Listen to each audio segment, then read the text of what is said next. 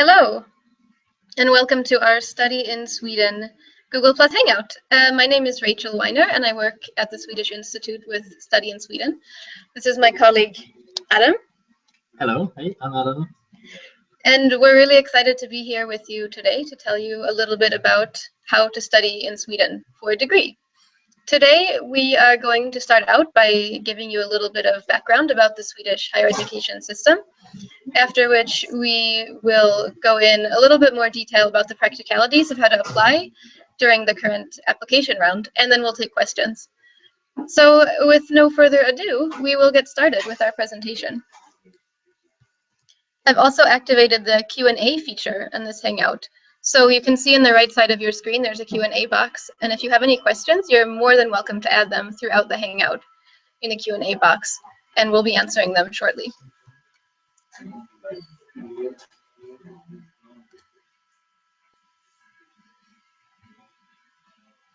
So I will just open up our presentation.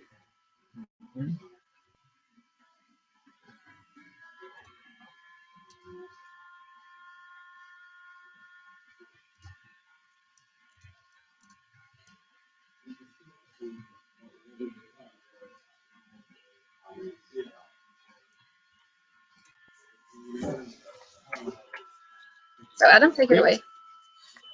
Great, so we're going to have like Rachel said, a short presentation just to let you know a bit about what kind of country Sweden is, and then what it's like to study in Sweden, and what kind of programs we offer, and how to apply.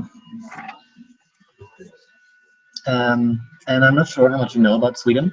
Perhaps you don't know anything at all. More likely you know a few things. Some people can name a few Swedish companies or a few Swedish bands or what have you. But I thought that there's one thing you should know about Sweden is from the very get-go, and that's the fact that this is not Sweden. Sweden and Switzerland may have a lot of similarities. We're both fairly small countries by population, both in Europe. We both are famous for being neutral and for having excellence in innovation and research. But there are some key differences. Sweden's actually not such a small country. By area, it's the third largest country in Sweden. In Europe. In Europe, sorry, in Europe.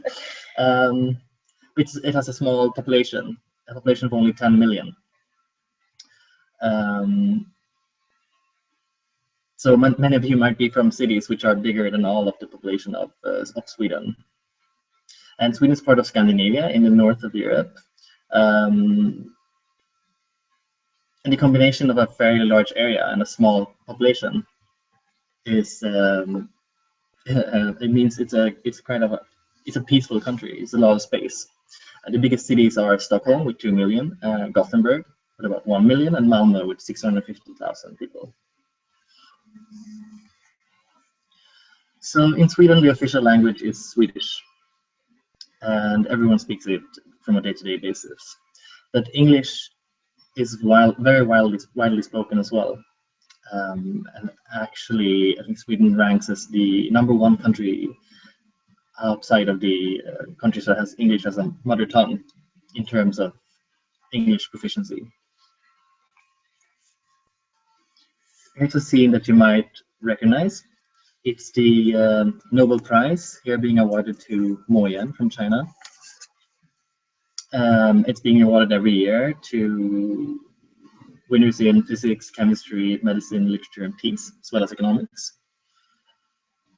And you might not notice, but the people who are sitting on the stage behind the recipient is actually connected to Swedish universities. They're representatives from the academies which award the prizes, and many of them represent Swedish universities.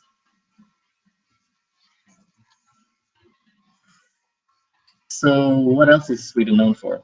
Well, maybe you've heard of some of these companies. IKEA, Volvo, Scania, H&M, Skype. nearly all of these companies are world leaders in their industry, and they're all from Sweden. So this is quite impressive given a small population of 10 million, and actually means that makes Sweden the country with the largest number of multinational corporations per capita. Sweden is also very well ranked in terms of higher education. Oh, sorry, Adam, you want to continue? No, please, Rachel, take it away. Okay. Not only do we have quite a few universities that are very highly ranked, our entire higher education system is ranked #2 in the world, which means that no matter which university you choose, you will be studying at a world-class university that holds top quality. Sweden also ranks very highly in rankings such as the Global Creativity Index and the Innovation Capacity Index, where we actually rank #1 in the world, which means that if you're interested in an education and a career that take you in a creative and innovative direction, Sweden is a great place for you to study. So Sweden has fantastic universities, a huge amount of multinational corporations per capita, and is extremely innovative. So what is Sweden's secret? We're a tiny country at the top of the world. What makes us so successful? The key is that the Swedish higher education system does an excellent job of helping students and people to think creatively and to come up with their own ideas. Studies have shown that the most important factor for success on the global job market is the ability to think creatively, and that's something that you'll learn as a student at a Swedish university. We like to talk about the 3 I's of Swedish higher education: informality, independence, and influence. So what do we mean by that? Informality. In Sweden, you're on a first-name basis with your lecturer, with your professor, with your classmates, with your doctor, with everybody. Everybody's on a first-name basis. You can feel free to ask questions. There's a real climate of dialogue and debate without strict hierarchies, which means that you are empowered to make your own voice heard and to come up with ideas that are meaningful and interesting. The informality really helps to generate an atmosphere where creativity and new ideas can thrive. And this really is a part of all Swedish society. Independence while still working together. In Sweden, you're expected to think independently, and you'll learn to think critically, analytically, and to be responsible for your own work. This means that you won't be able to find all the answers in a textbook. This will force you to think for yourself, which will prepare you for the real world, for your career, where there are no right and wrong answers. There's just problem solving and critical thinking. While independence is such a key part of studying in Sweden, group work is also one of the pillars of Swedish higher education, which means that you'll learn how to collaborate with people from all over the world with different backgrounds to do a great job together and take advantage of everybody's strengths. This is another thing that prepares you really well for the working world. And finally, influence.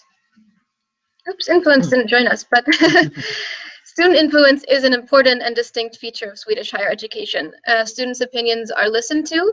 You can give input on your lectures and really impact how things are taught. There's a really important evaluation system in place at every university where you'll evaluate your courses after they're given, and professors really take that feedback into account in order to improve the courses for the better of all the students. Another I could be international. People often think of Sweden as very homogenous, but not all Swedes are blonde and blue-eyed. Actually, about 20% of the population is either foreign-born or has one or more parents born abroad. And we also have a lot of international students in Sweden with a really nice mix. So the international student community isn't dominated by just one group or one country, but rather we have students from all over the world, from Europe, Asia, North and South America, Africa, Australia, really all over the place, studying together and getting to know each other and expanding new horizons. So what are some things that international students tend to like about Sweden? One thing that students often mention is equality. Sweden is one of the world's leading countries for gender equality between men and women. About half of the members of parliament and of the government are female, and women have the same opportunities as men in Sweden. The environment and the cleanliness of Sweden. Sweden is a very clean country, and students really enjoy the clean air, the clean water, and the clean cities. In Stockholm, for instance, Sweden's biggest city, you can jump right into the water anywhere in town, and it's totally clean to swim. You might not want to drink it, but it's probably okay to drink. We also have a big emphasis on sustainability in Sweden. 99% of all waste in Sweden is recycled, which is probably one of the highest numbers in the world. Sweden is also an extremely safe country, and this is a great thing to tell your parents. Crime rates are very low, and students really feel safe and secure no matter where they are in the country. Sweden is also very organized. Things run on time. You can really count on things working exactly how they say that they will, which is really helpful when you're trying to plan studies and travel and all that. And finally, yes, you may or may not be surprised to see that cold is on the list. Sweden is certainly a very cold country, but it's not as cold as you think, maybe. It certainly can get cold, and especially in the far north of Sweden, it can get pretty cold and snowy. But the average temperature in Sweden during the winter is actually +1 degree Celsius, so above freezing. Another thing to keep in mind is that homes in Sweden are very well insulated, so you're never cold while indoors. And when you go outdoors, you can always wear a warm coat. This is a picture of the Ice Hotel in the north of Sweden, which is actually built from scratch every year from ice and snow. It's an amazing place and definitely worth a visit if you have the chance to head up north. But unfortunately, probably down south, we wouldn't be able to have an ice hotel because it's just not cold enough. So maybe I can tell you a bit more in detail about studying in Sweden, or what we can offer, universities can offer in Sweden. So there are over 900 programs available in English, and that's degree programs at the bachelor, master's, and doctoral level. The majority of these programs, about 800 of them, are at master level, and just both 1 and 2 year masters. When you apply, you do it online. It's all online through one national site. You can apply for several programs at once. There's a fee you have to pay. It's about $125 US. You can find more info on our website. Tuition fees for studying in Sweden, it's usually, for 1 year, it's usually between 80,000 Swedish crowns and 150,000 Swedish crowns, which is something like $11,000 to $21,000. And the cost of living in Sweden is around 7,300 Swedish crowns per month, including housing and food and everything you might need.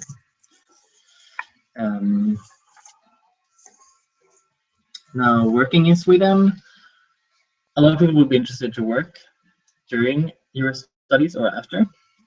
And in Sweden, the residence permit you get to study in Sweden, you're allowed to work. And it's up to you, but it's important to know that your studies might be very demanding, and especially a master program is quite a high pressure. So you shouldn't be expecting to have time to do a full-time job at the same time as you're studying. It's also good to know that all international students will get, or can get, if they apply for it, a 6-month visa extension to stay and work after their studies, or to look for a job. It's not easy to get a job in Sweden, like most countries in the world, but if you do find a job, it's a great place to work. And you get a lot of practice, even if you are inexperienced, because the organization of the workplace is quite flat.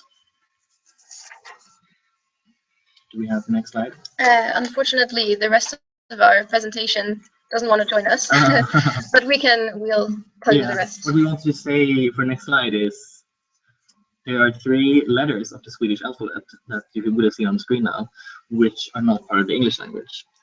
It's O, Ä, and Ö. And speaking of the Swedish language, as I said earlier, you won't need to learn Swedish because everyone pretty much speaks English, and your education will be completely in English. But it can always be good to take a few Swedish classes. If nothing else, it might help you to understand the Swedish culture, to make friends, and it might also give you that that competitive edge when you're looking for a job later on. Right, and actually there's a website called studyinsweden.se where you can do a free online course in Swedish. Yes, exactly. And with that, I will actually go ahead and show you the Learning Swedish website and a couple of other websites that can be helpful for you in your search.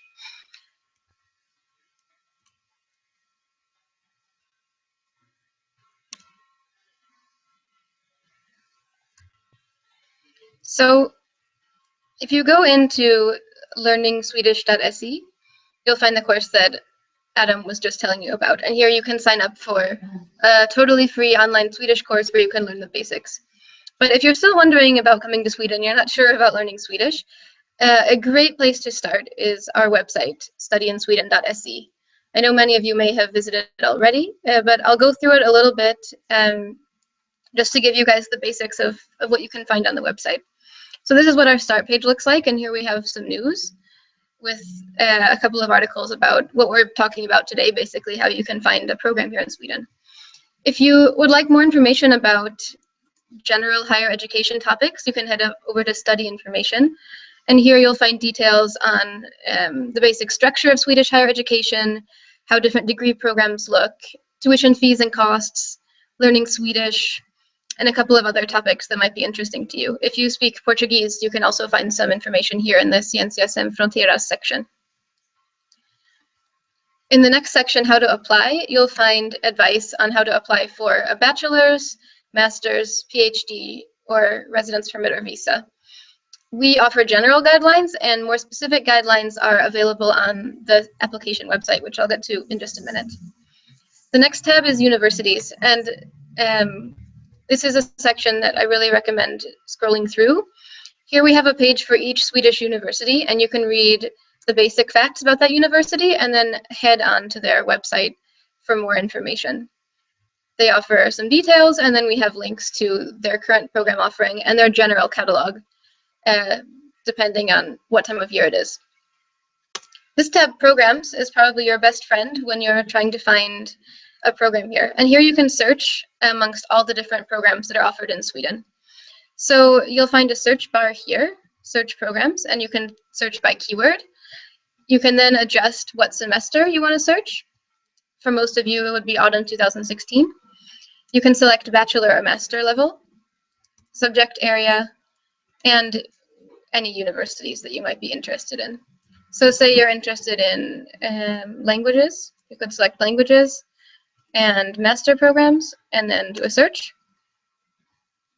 And here are 75 master programs. Then you can read through each individual university's, or excuse me, each individual program's website to find more information about that program. The next section on the website is scholarships, and this is where you can read a little bit about how to fund your studies in Sweden. So, Autumn, do you want to talk a little bit about scholarships and how that process works? Sure. So the main scholarship for most of you would probably be this one, the Swedish Institute Scholarship, Swedish Institute Study Scholarship. It's for master studies. Master and master studies? It's for master studies. It's for master level studies, yeah. And it covers all the costs of studying and of living in Sweden. You can apply for it starting from the beginning of December, I think. I would say the application guidelines have changed a little bit recently, but if you're interested in applying for any scholarships, you can go to each scholarship's website.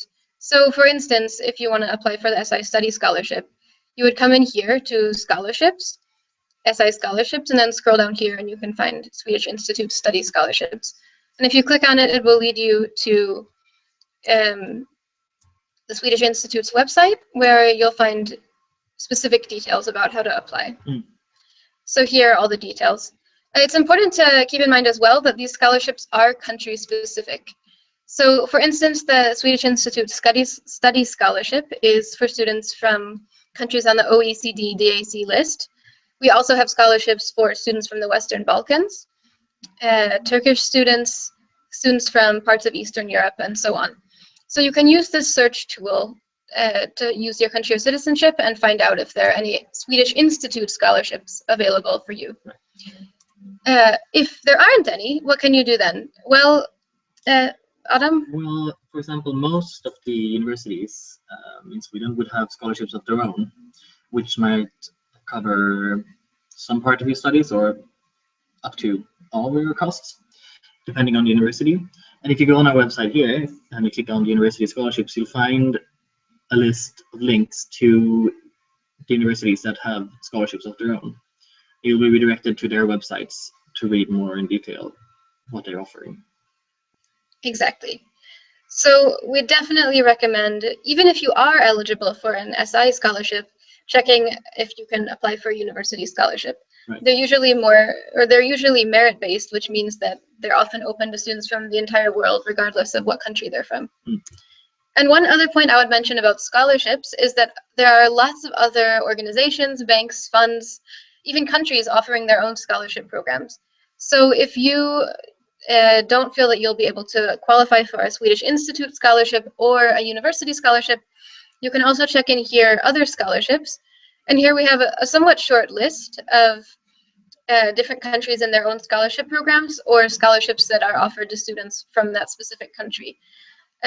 We also link to the University of Gothenburg, who have a very long list of links to scholarship funds and foundations. So again, you can either find that link in the scholarship section and then other scholarships. We have a somewhat comprehensive list, and then if you visit the University of Gothenburg's website, they have a very long list of suggested scholarship sources. As you can see, this is a very, very long list. Of course, most of them maybe don't apply to everyone, but you can see which ones apply to you. So we'll just finish going through our site quickly. We have a section called Life in Sweden, and here you can read about what it's like to study here. What's accommodation like? What's the cost of living? How does health insurance work? What is it like to work here? Social life, learning Swedish, and so on. And finally, I would point out our calendar. On our calendar, you can find upcoming events. Maybe if we're participating in a fair in your country. Right now, most of the fairs for the autumn are over, but new ones might pop up. You can also read a little bit about why you might want to study in Sweden in the section Why Sweden. We have some quick facts about Sweden, a couple of reasons that we've talked about today that make Sweden stand out, and some testimonials. And I guess finally, we can point out the student blog, which you can reach through Why Sweden and also through the menu up here. A question that we often receive is, how can I get in touch with current students? What's it really like to study? We know you don't want to take our word for it. You want to talk to a real live international student. And that's why we have 13 fantastic digital ambassadors who are current students studying all over Sweden, who are more than happy to answer your questions about what it's like to study here and who blog on a regular basis about their life. So if you head to blogs through the menu or just type in blogs.studyinsweden.se, you'll find the blog. Here we have 13 bloggers who are in the right-hand column, and here in the middle you'll find the latest blog posts. And they blog about everything from their programs to day-to-day life, to the weather, to shopping at IKEA, to going out in nature. So it's a really fun blog, and most of them offer an email address where you can send them an email if you have any questions. Great. So we've gotten a couple of questions from you guys. So we will start answering them.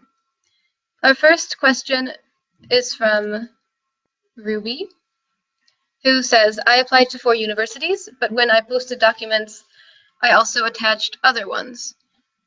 For Umeå University, which are not required by this university, is my situation accepted? If your question is if it's okay to send too many documents, they shouldn't affect you negatively, but you definitely don't need to send extra documents. So if you read through the application guidelines and find that, say, you don't need a letter of motivation, then you shouldn't send one. If maybe you're applying for several universities and one of them requires it and another one doesn't, of course it's okay that you have sent the document that only one of the universities required. It won't penalize you with the other one. And I think actually I'll take that as a opportunity to show you guys a couple of other websites that can be helpful for you when you're applying.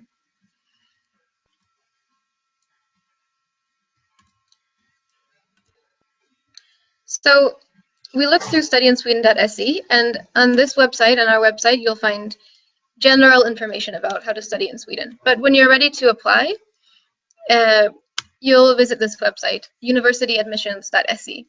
And we do link to this website from our site, and of course you can also just type it in, universityadmissions.se. At university admissions, you turn in your entire application. So we have a search bar, and here you just search for whatever you're interested in. You'll find the same program database as we have on studyinsweden.se. Under Find Out More, you'll find all the information you need about how to apply. So specific entry requirements, documenting your English proficiency, how the application process works, how the selection process works, and so on. If you, or once you've decided what program you're interested in, I recommend very thoroughly reading through the guidelines here so that you're sure of what you need to submit and when. We'll also be doing another hangout on December 2nd with staff from University Admissions who can give more specific advice on how to use the system. But it's very user-friendly. You just read through the guidelines here. For instance, entry requirements, you choose your level, and then you'll find the information. Each program will also have its own specific requirements outside of the general requirements. To apply, you then simply log in, you create an account, and then you do the entire application online for the most part. Most students can submit their documents online. Some students will still need to send them in via postal mail. University Admissions also has a Twitter account called Apply to Sweden, @ApplyToSweden, and you can follow them on Twitter for updates and information about how to apply. I'll also show you guys a couple of other sites that might be interesting for you, mainly our social media channels. If you follow us on Facebook, we regularly post updates on different universities in Sweden and higher education news and things like our Hangouts. So you're more than welcome to follow us on Facebook. We're also on Twitter, where we can give you news and updates. And you can find our bloggers on Instagram, where they post photos regularly about what life here really looks like.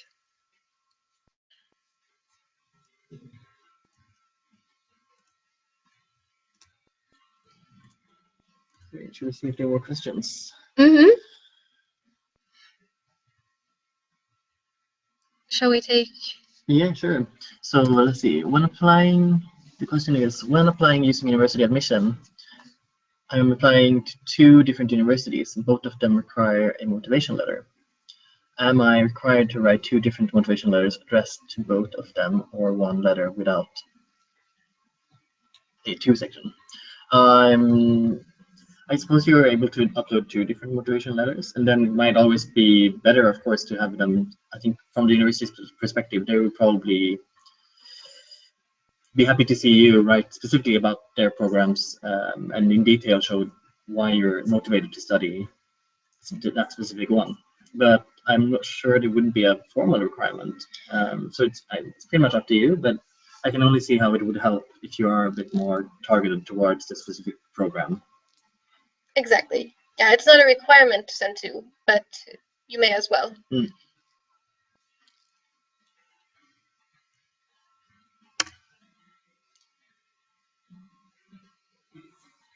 Here's a question from Morocco.